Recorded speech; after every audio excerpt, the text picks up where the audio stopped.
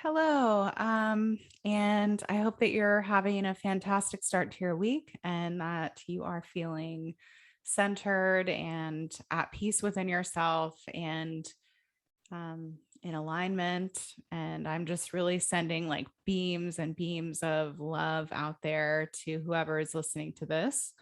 Um, yeah, I have a couple of things to talk about. I am going to look at the astrology this week and kind of see what's going on. I'm going to share a few things that I've been observing before that, though, and I'll maybe include timestamps so that you can hear the astrology and like what I have to say about that separately if you'd like to.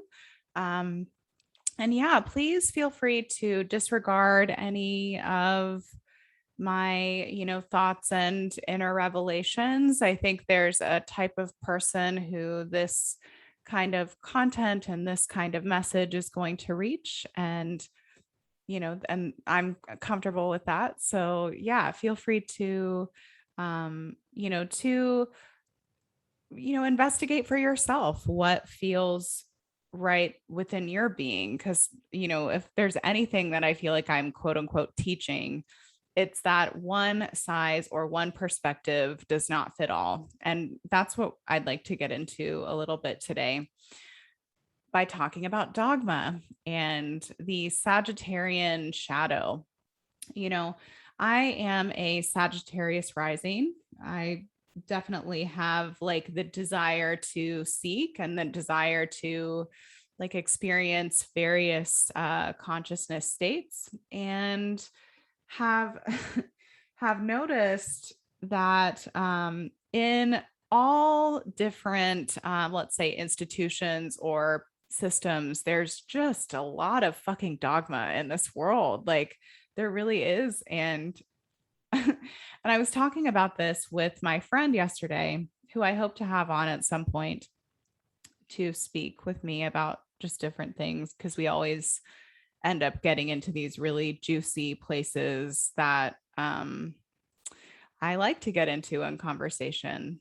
So, yeah, I was talking about dogma, how dogmatic our society is. And I can't even begin to describe the amount of times, especially, in the last year and a half, how many people have themselves convinced that there's one way to go about doing literally anything, eating, living, and that is like homogenization. It's authoritarian, right? And we've kind of like we've got a nice a nice few mental prisons to break out of, for sure, because I can remember, for example, growing up religious, and I was raised Catholic.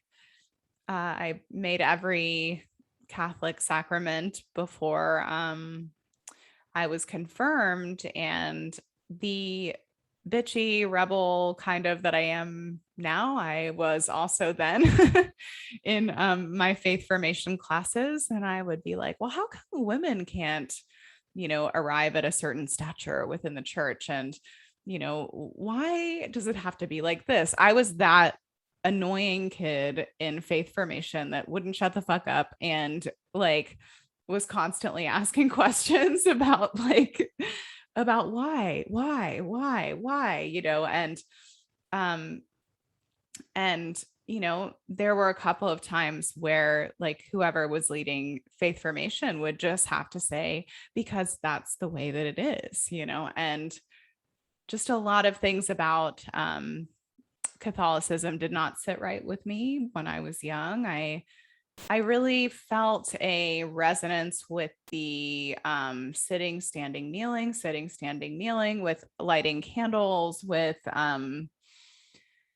there's aspects of Catholicism that I really found to be, and still do find to be, beautiful. There are people that I've met in this life who I could describe as saints, and I do believe that there are people that kind of carry that with them. And so it's interesting how how there's some things still even today that I look at and I'm like, wow, like that was really beautiful. That was a reverent practice. And, the Catholic Church really reveres like Mother Mary.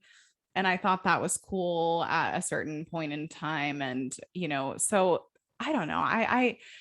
I also from there would go from, kind of church to church to church, kind of trying to find my fit in Christianity. And I went to a youth group for like a year and a half at a like fundamentalist type of church. And it's interesting how much of a shame spiral that actually was for me, and how I felt whatever God is, whatever, because that's a whole different, we could get into that at some point. We could dig right into the meat of that. But I feel like I felt whatever God is, or the source of all things that are eternal life and creation. Like I feel like I felt that before at times, like, and since I was young. But just kind of like feeling the clear dissonance between that feeling and the which really could just be my spirit, my soul, and my body, that feeling compared to the way that dogma feels, and the way that that some of the teachings and some of the actions just kind of don't have, there's not a similar resonance there for me. So after that, I gave up on God. I gave up on, like all of these things, right? Because I was kind of disillusioned in my faith because of the church, right? And that, I feel like so many people have a very similar story to that, and it doesn't really even matter where their like religious origins start from, anyway. So going back to after I left the churches that I was, trying to find myself really at, I was going into this phase in my life where I became more scientifically minded, more academically driven, and poured my efforts into school, and was doing a lot of work for a lot of different professors. And I mean, I also, when I was 16, I started practicing yoga in a very turbulent time in my life. And so I hated so much to be in my body when I was 16 that it took me like 8 yoga classes to stay until the end. So I had a lot of challenges and a lot of resistance and mental health issues and that kind of thing. And what I found was, as I was practicing yoga, it was like I was, it took a couple of years for me to get there, but I was really sensing into something. I was connecting with something. I was moving and breathing with something. And it just felt like it had a pulse, and it had a rhythm, and it had life, and then it would go into these, dogmatic sort of environments like academia, like the church, and would just be like preaching the good news about this breath of life. And, this thing that I felt when I was practicing yoga, the spirit moving through me, I felt it, and I was always met with a lot of criticism and a lot of resistance. And I was not even as nearly as fringe as I am now. And so, or, quote unquote, radical, or whatever you want to say.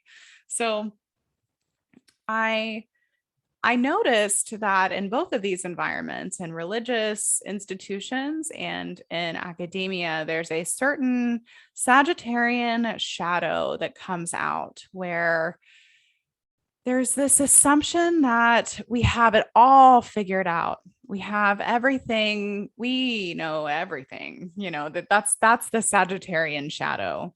There is a very distinct frequency of arrogance that comes with that. And it's interesting. I've been observing this a lot, obviously, in like the medical establishment, right? That's kind of the primary like place that I feel like this is being really played out, but then I also see plenty of, spiritual teachers and plenty of people saying it's just one size fits all. Go through this one door to get to the kingdom, or whatever. And I think that there's a lot of dogma within, even the occult sciences and mystery traditions. And there's a lot of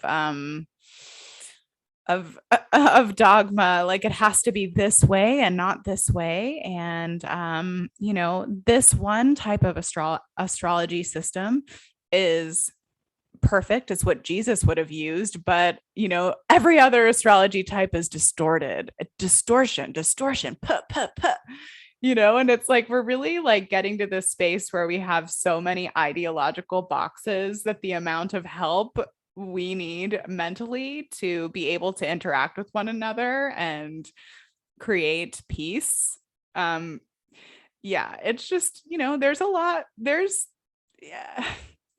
I feel a urge in this time to break out of as many mental limitations and conditions and patterns and programs and thought reels and all of this stuff. I feel compelled on a soul level to break out of some of those things, which means sometimes listening to messages from messengers that most people would discount and not throwing the baby out with the bathwater and being able to allow, healthy disagreement. And that is kind of the foundation of a quote unquote healthy, society, is being able to have reasonable disagreement, to be able to cast doubt, to be able to come up with a perspective and not try to force it on other people. Last year in May, and I'll probably say those 4 words several more times in the course of this, whatever this turns out to be. But I had a lot of memories, dreams, and visions, and I was on a consciousness journey, or a journey of soul evolvement prior to that, but this was like, ooh, can't go back now. All right, this is a new place. And I think that some of these developments that I've been kind of navigating have come through when like the sun is doing some weird shit, when the Schumann resonance is popping off. I think those two things, and kind of like loosely charting those things, can be helpful with regard to like how we're feeling today and how we're feeling tomorrow and those kinds of things. But ever since I had those experiences last year, those inner experiences, I am, I have personal convictions, but my personal convictions do not give me the right or the need to force or push these personal convictions onto anyone else, because I know that for me, these are directives from me to me. And I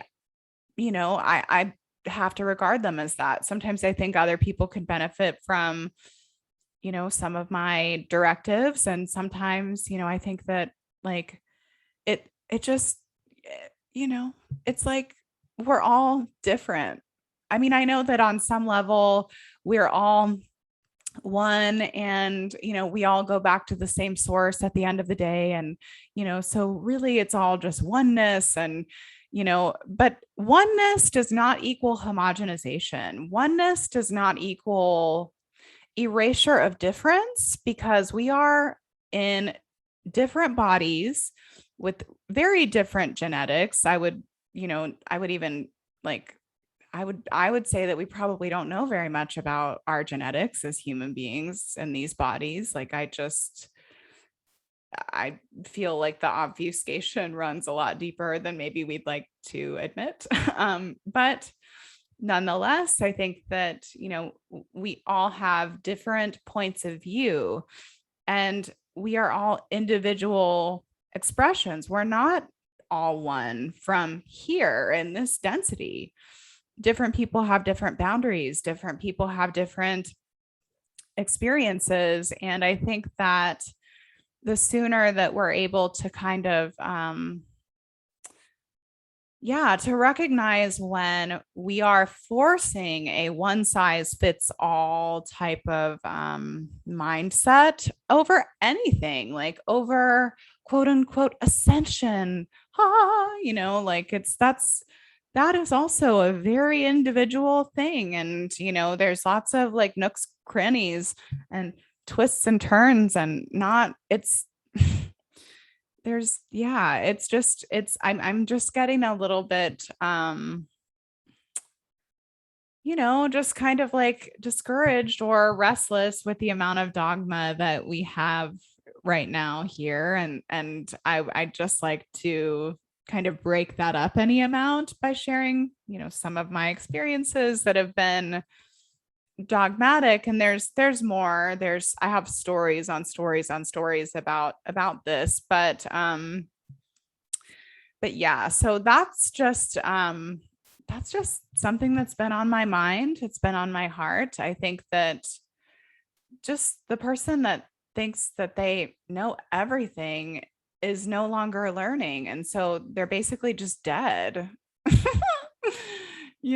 And so I don't know. I can't like encourage that. And if I see that, I might have to speak on it. So I want to bring up a couple of stories from the internet on things that I think are important. One moment.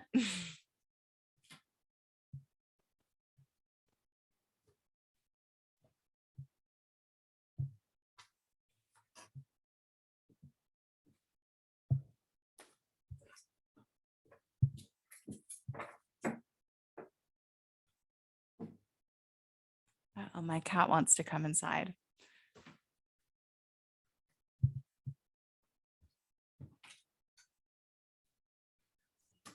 Oh, awesome.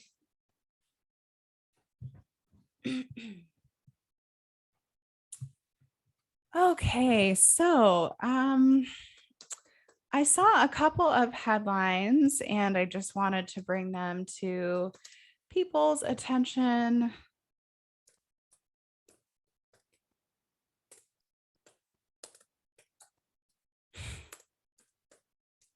All right, so I would like to talk about this Guardian article that came out in, let's see, what is the date on this? Because I think it was very recent. The Pandora Papers. So this came out yesterday, or actually Monday, October 4th. I saw this yesterday, so this must be a new article. So anyway, the first thing, leaders' financial secrets exposed in biggest offshore leak ever.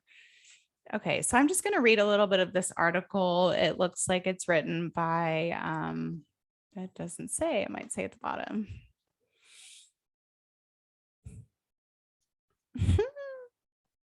All right, whatever. I'm just going to read this article and I'll link it. Not that I necessarily think The Guardian is like a good source for anything, but it's just interesting that this is making its way into mainstream. And I just kind of like to talk about why I think that is.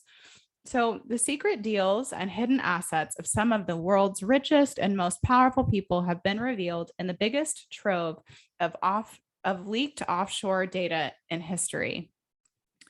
Known as the Pandora Papers, the cache includes 11.9 million files from companies hired by wealthy clients to create offshore structures and trusts in tax havens such as Panama, Dubai, Monaco, Switzerland, and the Cayman Islands. I love seeing typos in articles. Anyway, they expose the secret offshore affairs of 35 world leaders, including current and former presidents, prime ministers, and heads of state. They also shine a light on the secret finances of more than 300 other public officials, such as government ministers, judges, mayors, and military generals in more than 90 countries. The royal connection. The files show, okay, so it looks like there's a lot of like royal activity with this. So I'll link this in the description. And I also want to talk about how R. Kelly is planning to snitch. I don't know when people plan to snitch. I don't know if that's like an actual thing that people do, but R.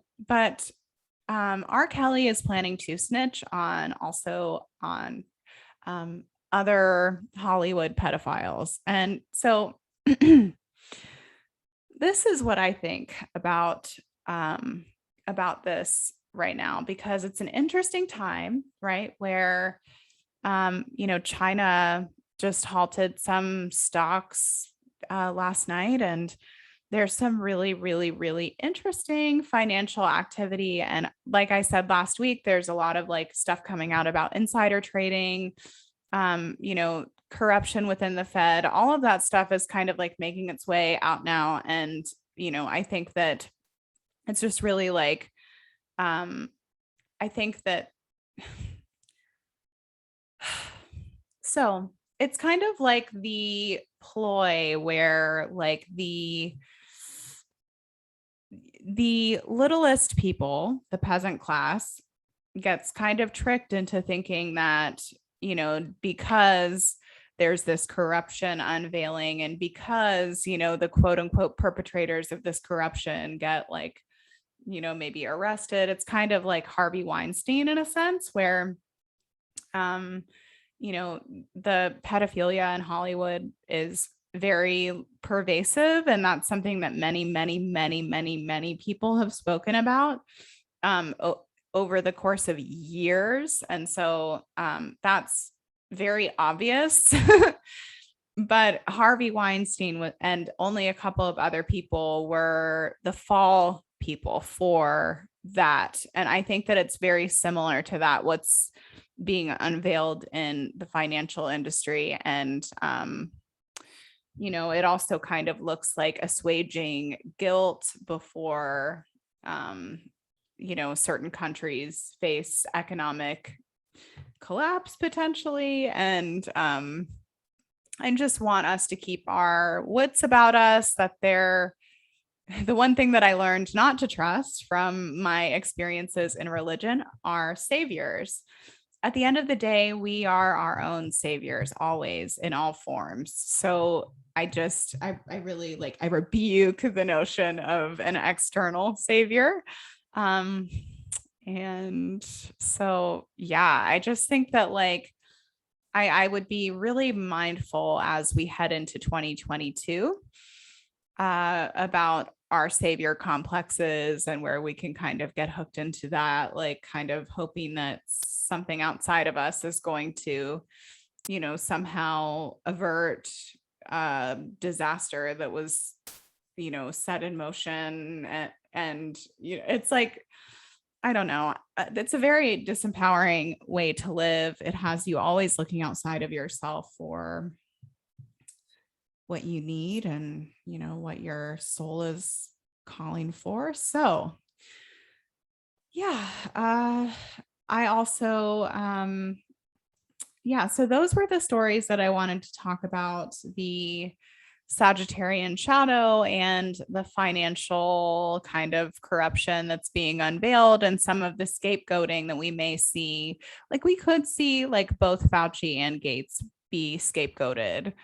But just notice what happens to like the agenda. Like, does it move forward? Does it slow down? Does it stop? Like, it's because certain things press on, even though there's leaked information and sometimes arrests are made. So anyway, okay. I'm going to talk a little bit about the astrology for this week. I'm just going to look to see if there are any like major ingresses or things.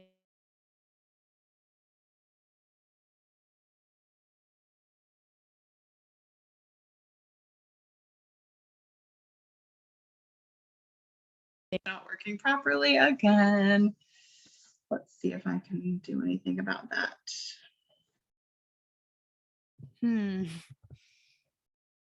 All right. I'm good. Maybe. Okay. So getting into the astrology for this week. Okay. So on Tuesday or Wednesday, which is October 6th, there's a couple of things that happen where,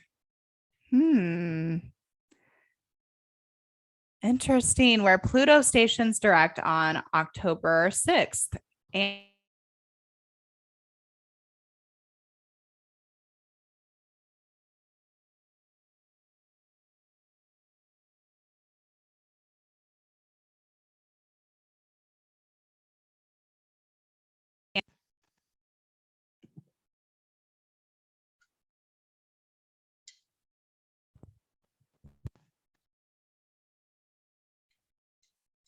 thank you guys for your patience with me as I figure it out, this podcast thing. Oh my gosh. Okay. I think we are in business now. Okay. So I've been feeling this very like strong, like transformative energy, just like brewing, like from the pit of my soul, from the bottom of my bottom, from the bottom of my abyss. And I think that does have to do with this Pluto direct station because, Pluto has been in Capricorn and it's been in Capricorn since 2008. So we can kind of like look to 2008 as like a good example of what happens when corruption runs rampant and becomes like is made unaccountable, like, and when there are scapegoats, because there were scapegoats in 2008 as well. And I think that the overarching more like metaphysical message and the metaphysical sort of inclination that also exists within this Pluto transit is, what is your authority? Like, what is your allegiance? What is your like, what do you draw your information from? What do you give power to? Like, what has power over you? And Capricorn is the structures, the institutions, the, society. And I can remember being at a metaphysical shop in 2018, maybe, and just like being in there with the person who owns it. And I was like, yeah, I kind of think that like shit's going to get real at some point, like I wasn't super educated on all quote unquote conspiracy theories or anything like that at that point, and I'm still really not. But I was talking to that person and I was like, yeah, I think shit's gonna get really real one day. And we're gonna have to get scrappy and figure it out. But ultimately it'll be, maybe even if we can't see it or realize it or know it, like there's a greater reason for it all or something. It was like that. And she was like, yeah, I don't know, Meredith, like that sounds like fairy tales, and now I'm like, maybe, like there's so much that exists to get us to doubt ourselves. And and I think that that's part of, of the systems, like, the school system, and, the financial system, and the medical system. It seems like there's a lot of financial backing that goes into making sure that people feel powerless, especially when these systems inevitably fail them. So, um, yeah, I think that that's been a lot of what this Pluto, direct is about. This is also, moving us closer to the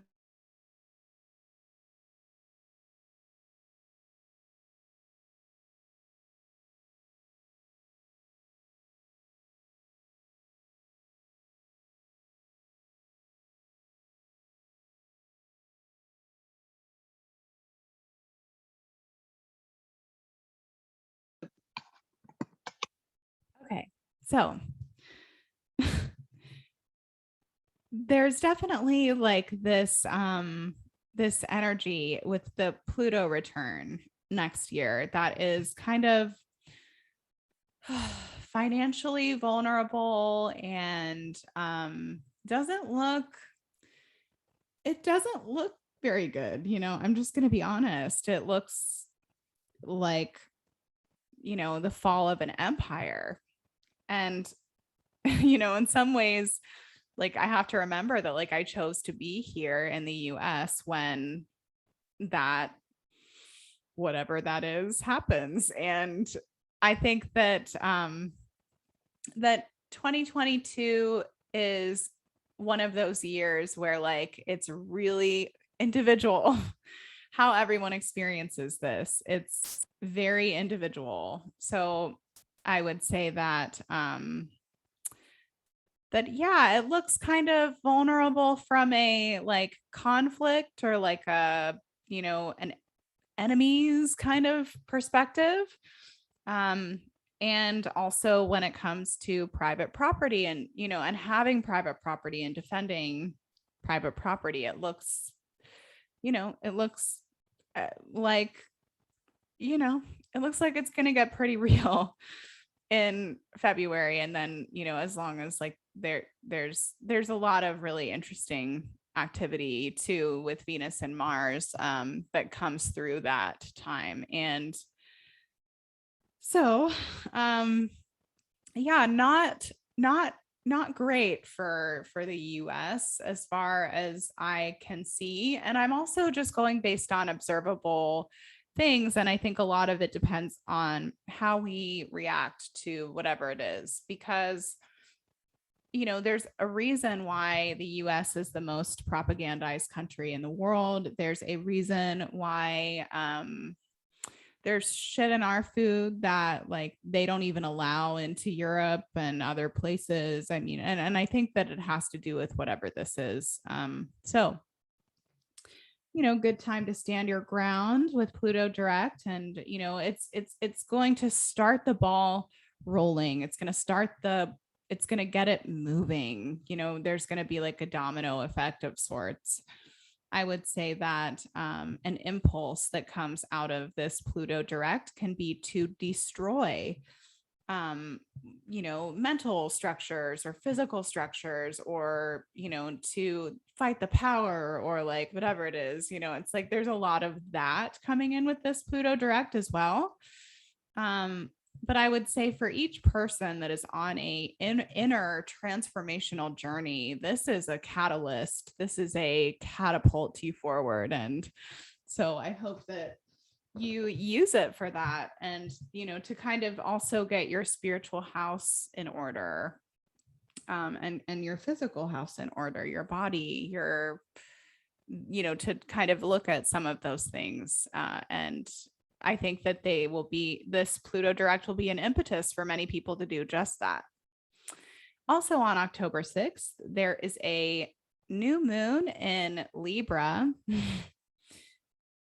And I think that this is nice. I mean, this time with the Mercury retrograde in Libra is really serving to reset, certain relationships. And so, we're seeing a lot of relationships end, a lot of relationships begin, and friendships and family relationships ending. And it's really just about like being with people who understand you and, and care for you, and wanting to have a certain energy about your experience and about your space. And this kind of gets into the divide and the separation that the North Node in Gemini is continuing to sort of fuel. And in these last few degrees of this North Node in Gemini transit, it moves in on, I believe, January 1st of 2022. That's going to be a very significant day from all that I can intuit. Like, there's a lot that is happening on January 1st of 2022. Lilith is moving into Cancer, which that's a whole, I'm going to have a lot of whimsy and a lot of guts to say what I have to say about that. And so that's for a different episode of this. I'm just warming myself up right now. I'm just wetting my whistle. I'm just greasing my wheels here. So also what happens, so October 6th is that sort of like resetting, the new moon in Libra, right in the middle of the sign of Libra. And I think that, this new moon is going to be opposing Chiron in Aries. And so this really brings up this dynamic that is very nuanced and chaotic throughout our culture, which is the dynamic of ourselves versus other people, and what all is linked up into that. Because, I think that there's a lot of programming about this. There's programming about relationships, how we are to be in them, that taking care of yourself first, as like a putting the oxygen mask on yourself first, is somehow seen as like selfish or less than. And, and I think that this is a time where, with Chiron and Aries, self-preservation is actually important. And I think that some of that might come up, and some wounds around our individual identity, and, and how maybe that feels suppressed or compromised or something with this new moon opposing Chiron. However, it's a really good day to kind of examine where some of those programs, kind of infiltrate our lives, right? I mean, for years when I was in relationships, I would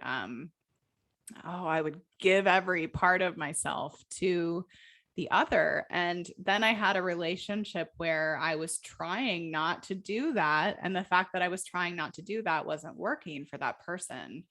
And I think that it's not healthy, actually, to make yourself an empty shell for anyone, for the collective, for your neighbor. Like, you supporting and helping other people does not require that you make yourself an empty shell, that you forget about yourself. I think different people struggle with this in different ways on different sides. And so I just think that it's a good time to really examine that. And it might be a day where we have to. I mean, Pluto direct is going to be like, whoo, it's going to feel like, okay, this is what I have to work on right now. And I think it's also really healthy to approach it that way. Like, what do I have to do right now? Like, we are not in a climate anymore where we can really look out like 10-year plan, I'm going to have a house with a lawn and it's going to be perfectly manicured. And, it's like we have to be able to just kind of like rock with what's right in front of us at the moment, I think, as we move through these, more turbulent transits. On October 7th, Venus is going to enter Sagittarius, which is interesting. This is where like we want to be free. We want to travel. We want to go here. We want to go there, kind of, it's like, it might come up against at some point, like, Neptune and Pisces, and then then, South Node in Sagittarius, where we can't do some of those things that we would otherwise want to do. I think that this Venus South Node transit that will happen this week, as Venus comes into contact with the South Node in Sagittarius. Let me check to see, though, when exactly that is. I was not prepared for this, but that's okay. I think that makes it better or something. I can always appreciate a little bit of spontaneity when people are making content. Okay, so it looks like Venus is going to move into Sagittarius on October 7th. And then on October 9th, Venus is going to conjunct the South Node. So it's like that. We can't always get what we want, kind of. It has that frequency to it. If we try real hard, we might get what we need.